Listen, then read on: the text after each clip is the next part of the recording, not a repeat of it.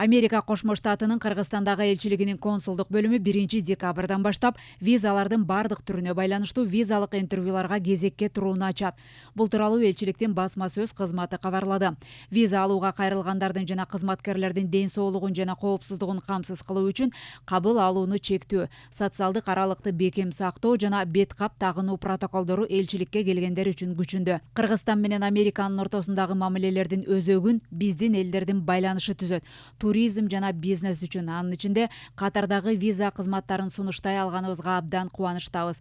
Бул кызматтардын кайра жанданышы биз үчүн жакын достугубуздун өөрчүшүн колдоого жардам берет жана декабрда өнөктөштүктүн 30 жылдыгын белгилей турган ыңгайлуу учурга туура келет, деди АКШнын Кыргызстандагы элчисинин убактылуу ишенимдүү өкүлү Саната Колтер. АКШ элчилиги 2020 жылдын март айында мамлекеттик департаменттин COVID-19 башталгандыгын көрсөтмөлөрүнөн улам катардагы визалык кызматты токтоткон.